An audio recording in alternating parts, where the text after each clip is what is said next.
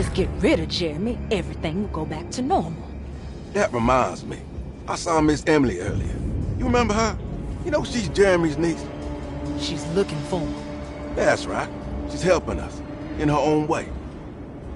As long as she don't stand in the way of the mother of 1,000 young. I don't think she knows or cares about that. She just here for Jeremy. I've been more worried about that Detective Carmen fella. He's been snooping around asking all kinds of questions. God, it hurts. I wish you would stop doing that. Gives me the heebie-jeebies.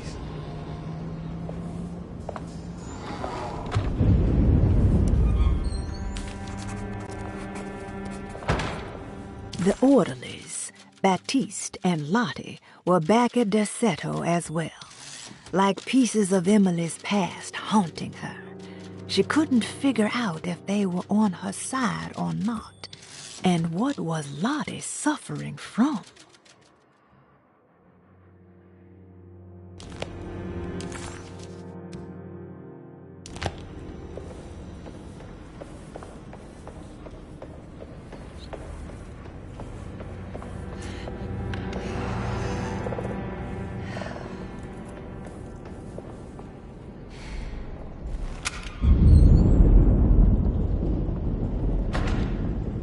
I don't have any bullets left.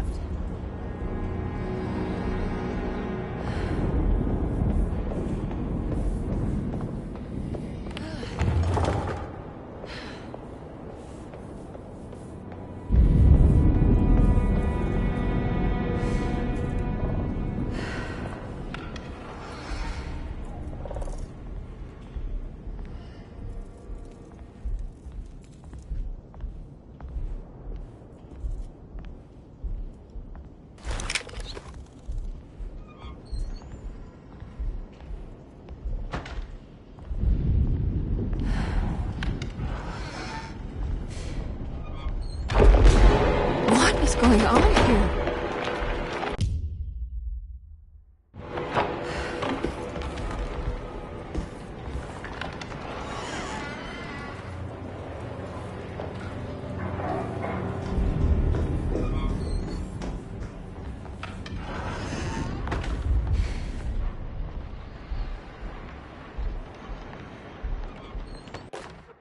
Lunacy and the Astarte Artist Colony, a monograph by Yael Klein. In early 1909, the old Derceto plantation outside of New Orleans was turned into an artist's colony. 3 famous European artists rented the house and the surrounding land from the owner, the Ledoux family. The colony was chiefly run by Sebastian Cortez, who was playfully dubbed the captain by his collaborators, William Arges and Heinrich Kassel. The colony existed for 6 years, until one day all 12 members disappeared without a trace. It is widely believed that their disappearance is connected to the disastrous hurricane that passed through on September 29, 1915, but nothing truly supports this claim. What is known is their frequent participation in New Orleans nightlife, their love for hosting parties, and their elaborate contributions to the Mardi Gras parades as the Pirates of Pontchartrain. Accounts of their lifestyle can be found in almost every gossip column. It can effectively be summed up as carefree and bohemian. In late June 1909, the name Astarte first appeared in the newspapers. Cortez said the name came to him as he was painting. There is never any claim to knowing about the ancient with the same name before this time. His fellow colonist Heinrich Kassel did know, because he later produced sculptures that show clear references to ancient idols of the goddess. It's impossible to know for sure how this name suddenly made an appearance, but it is interesting because of Derceto's history.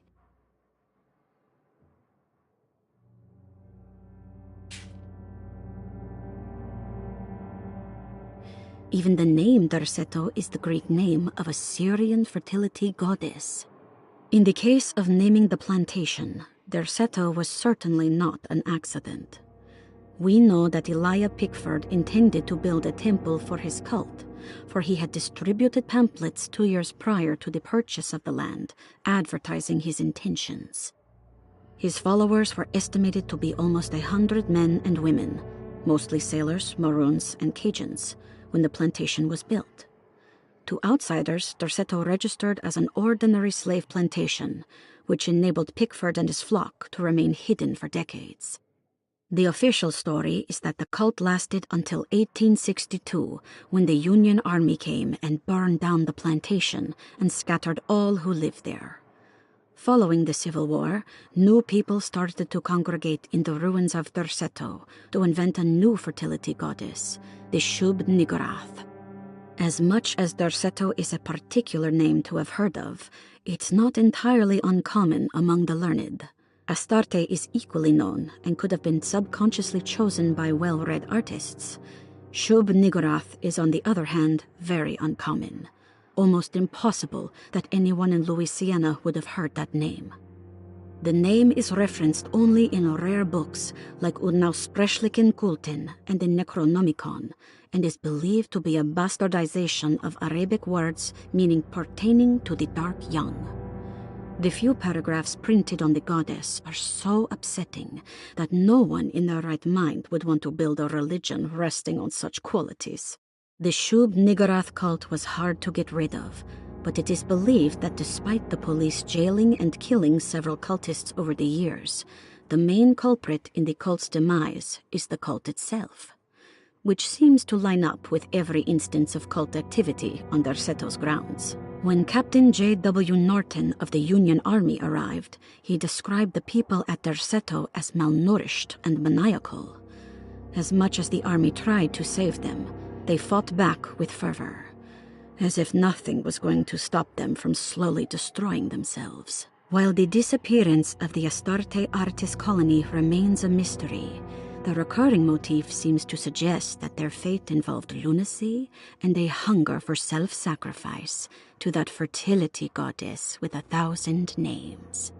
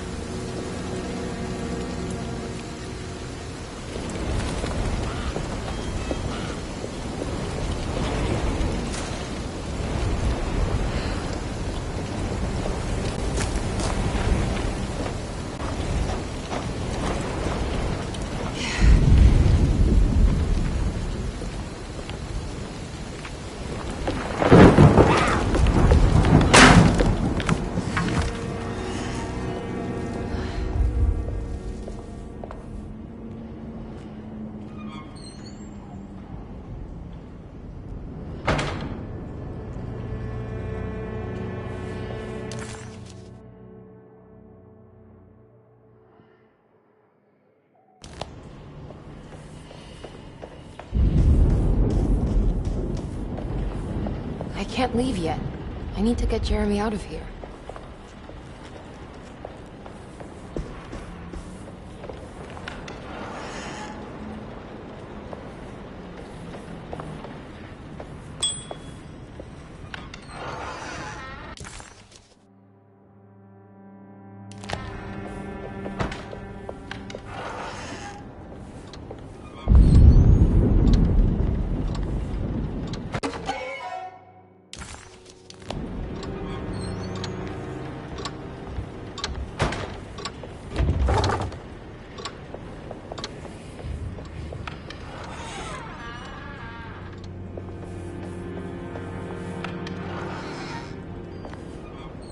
Mr. Waits must have had a spare key to Dr. Gray's office, but where? I don't know the combination. Wait, maybe I do.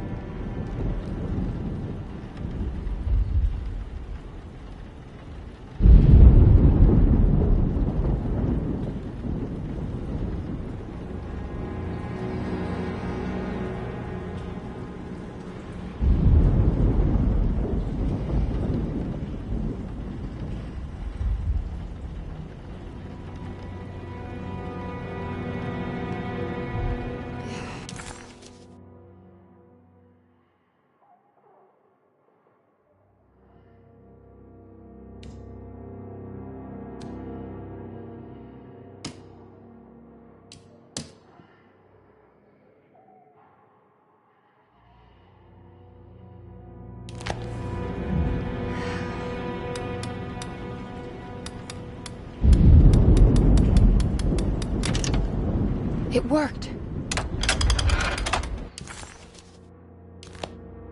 The last guest in the empty room suffered from severe maladaptation. I must write this down, because if I understand the condition sufficiently, it could make me deny this fact at a later date, and there is reason for me to think I may come to suffer the consequences from this dysfunction, as some who came in contact with the guest seemed to adopt a new worldview in which everything was predetermined but broken. Upon accepting this worldview, some memories became unmanageable and later rejected. I do not know what this means. I cannot even remember the fate of the guest. I think they were simply misplaced one day and forgotten. Just like all documents pertaining to this guest, they have all been destroyed, or they never existed in the first place. Who wrote this? There has never been a guest in the empty room.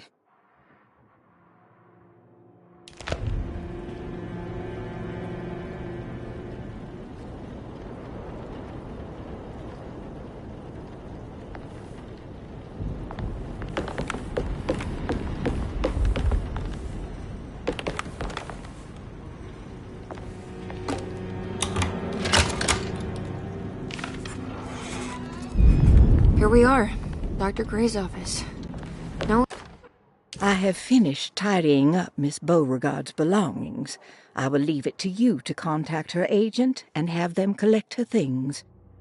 I found one of Grace's drawings she might want back, along with this key in her room, which I believe you've been looking for, Mrs. Thompson.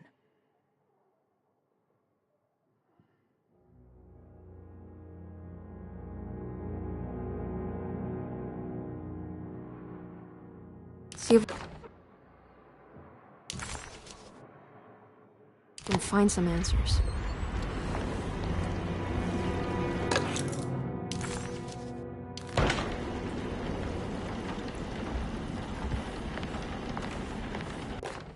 Dearest Dr. Manzetti, I find myself in a losing battle with my patient.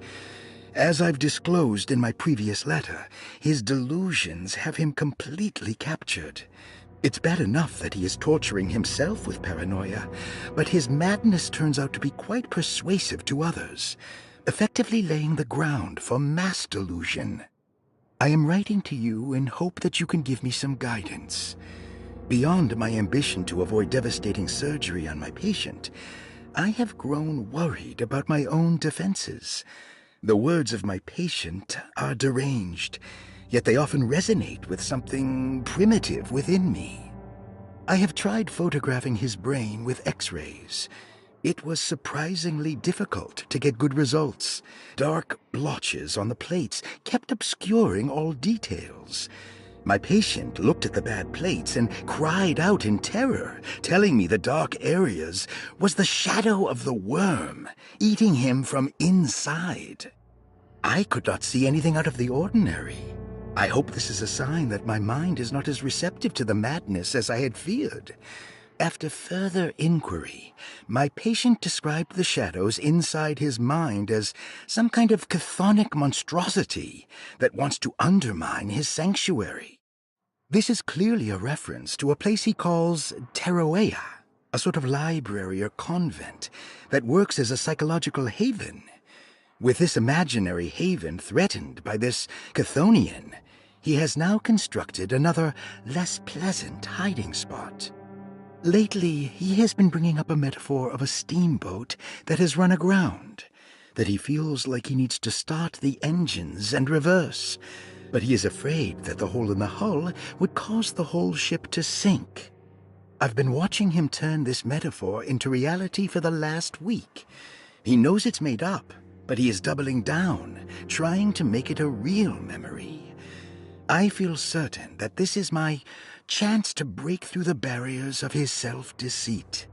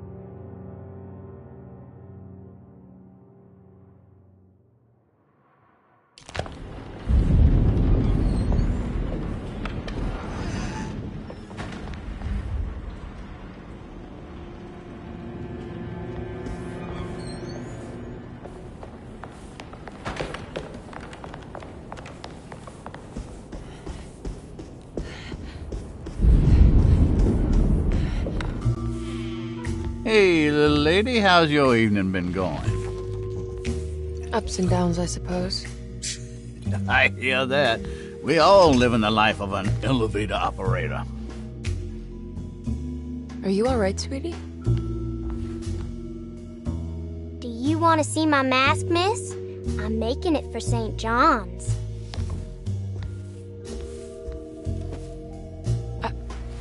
How did you... Is that supposed to be my... Ow! You should learn your place, little girl. Why are you acting this way? What did I ever do to you?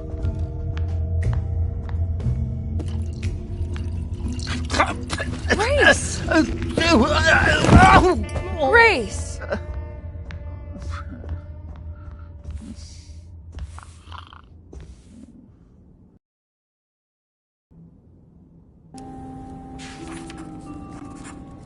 The mask had reminded Emily of her father. It didn't seem like a chance connection, but a purposeful reference made by that child. How could Grace have known what he looked like and that it would upset Emily so? And why would she use those words? Emily felt like it was beyond strange. Emily felt lost as she entered the office of Dr. Gray, much like she had the last time she was here. She began to question what she was hoping to find. She was simply going on a hunch that Dr. Gray was somehow tied up in this contract with the Dark Man. Emily couldn't even begin to imagine what kind of evidence she would need, besides a clear confession, of course. But she doubted she would ever find something like that. She was grasping at straws. The steps on the contract were so confusing to her that she was just hoping to get some small indication on where to go next.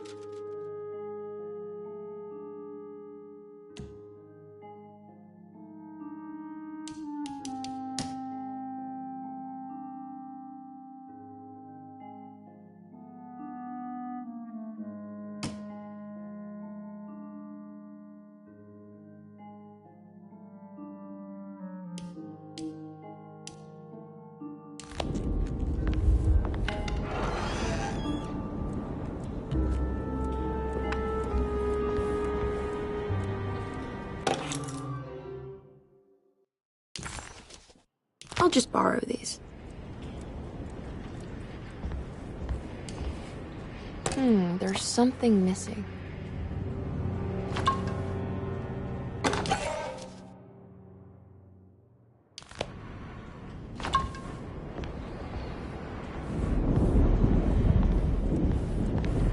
At least he's breathing.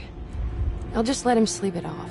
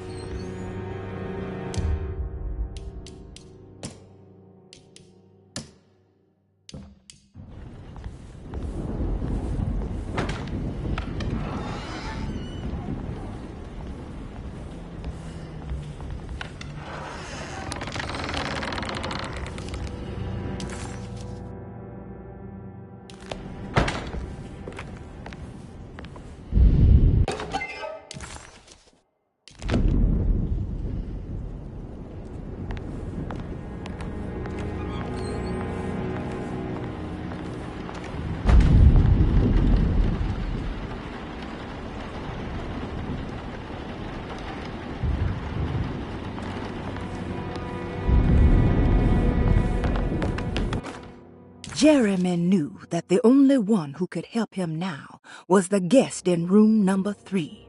The room seemed to have been empty for so long. But that wasn't allowed to be true. The story needed to be different. To include something from the outside, he would bring the guest back to room 3 and show them what was in that safe. 913. But those were not the right numbers. That was the combination for the safe in the clerk's office.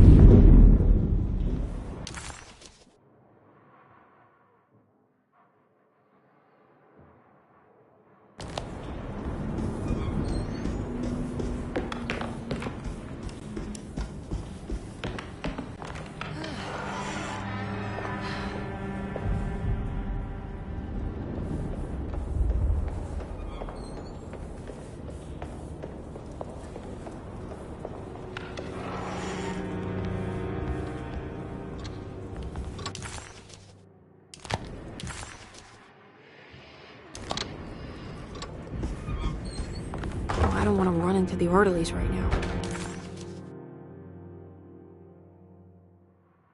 I should find another way.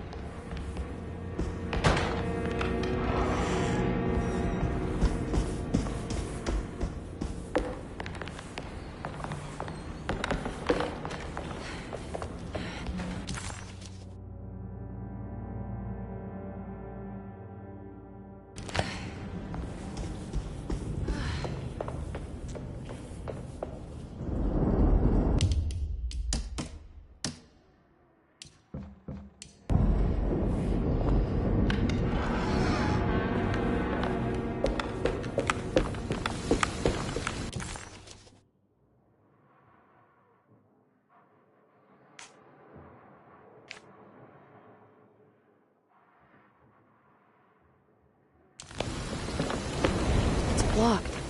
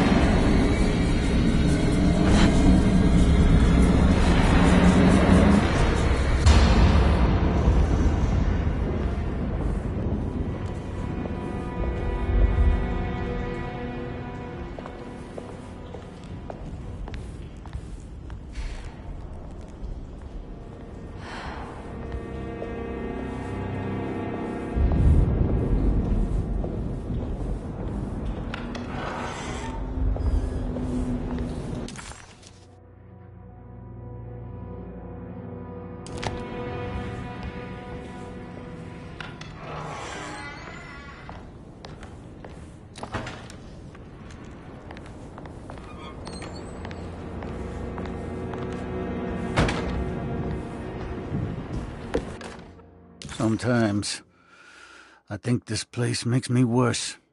That Derceto might be my grave. A coffin made of ostentatious architecture. A Taj Mahal for the drunken depressed. There's something about Derceto. Something about Dr. Gray. Like we all pretend that we're here to get better, when in fact we are here to be forgotten.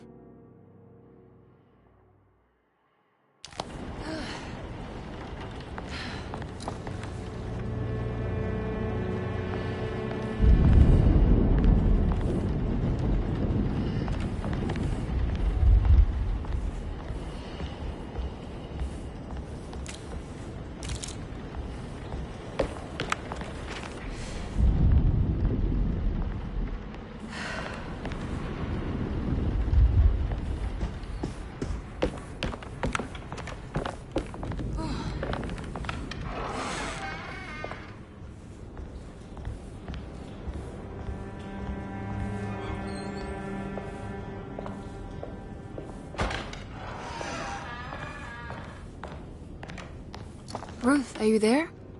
No, of course not.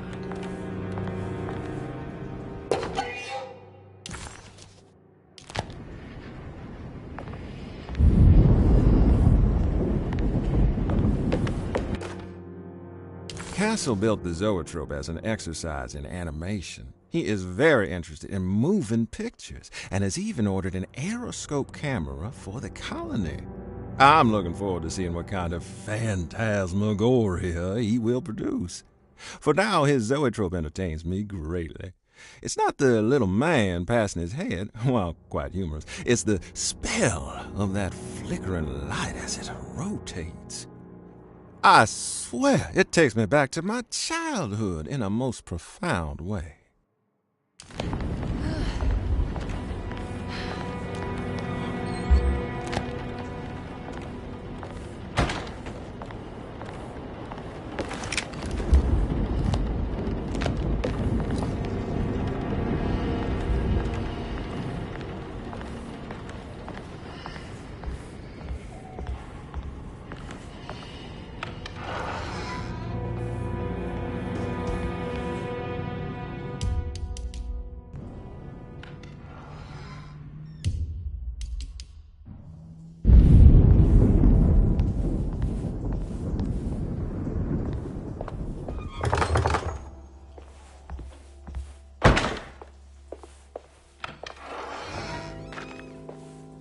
What is going on here?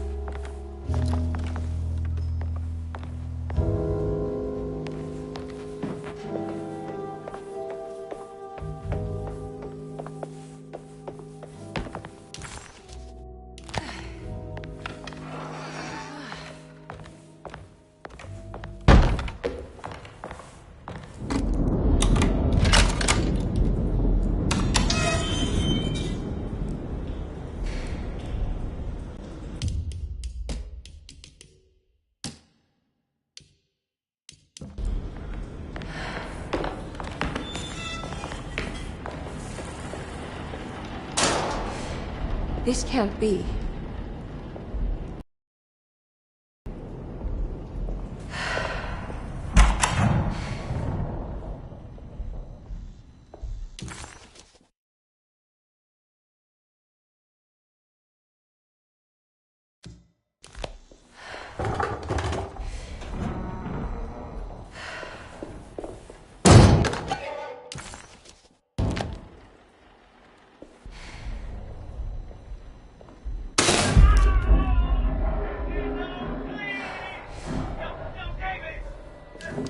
I need the key.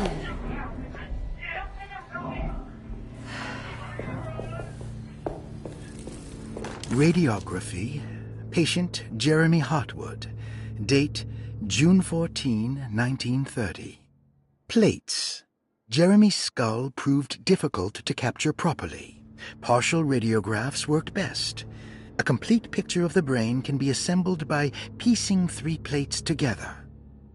Observations. Even when looking at an assembled version, a shadow covers significant parts of Jeremy's brain. Possible tumor, but more likely that the equipment is failing. Jeremy reacted strongly to the pictures and claimed to see a giant clay worm eating and displacing his memories. Notes. While this exercise has left me nowhere closer to an answer, I feel confident that a Burkhardt lobotomy should sever all necessary parts.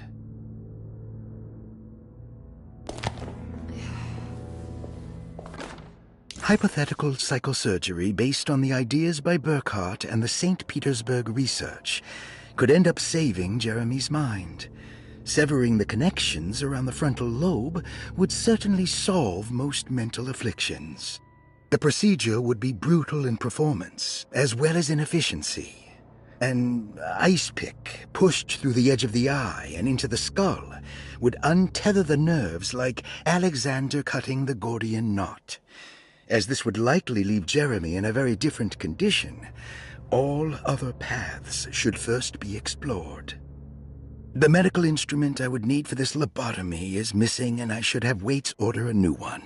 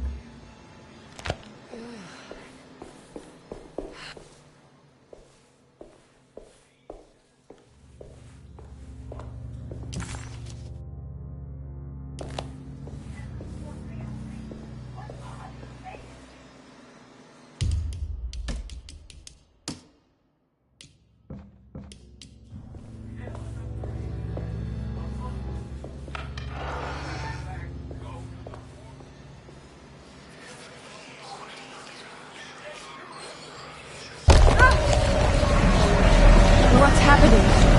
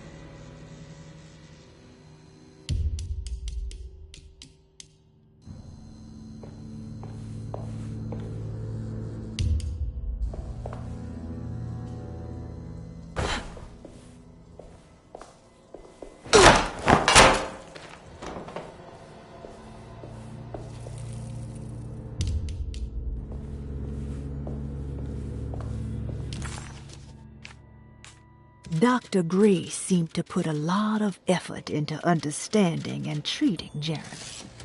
Did he find anything useful? Or was it all for show? An excuse to torture him? No matter what, Emily thought.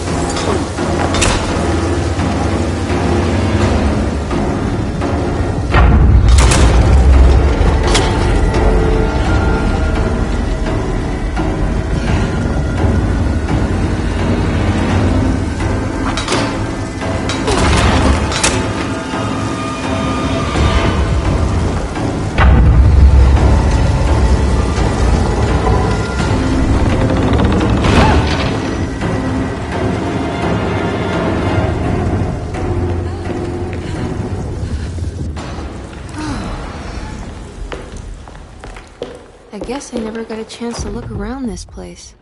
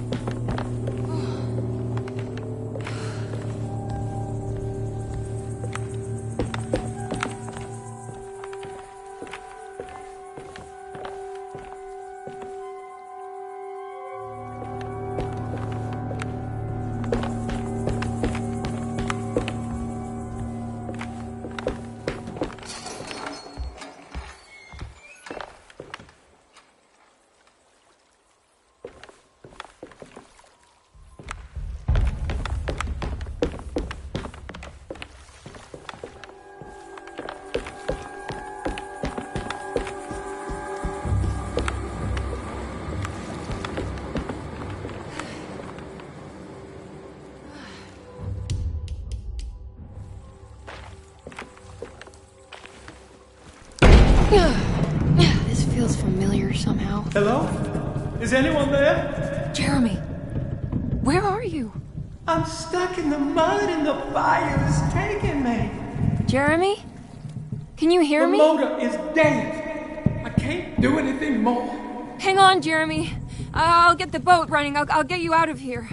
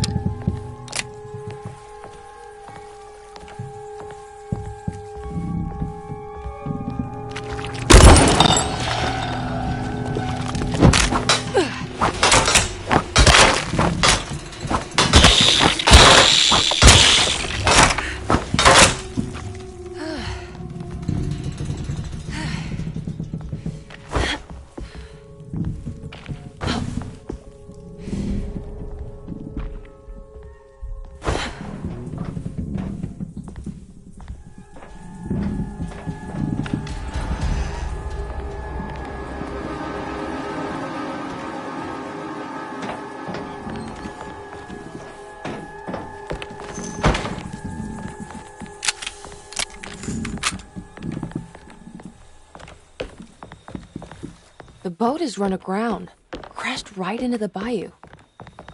If I get the motor running, I could try backing into the river.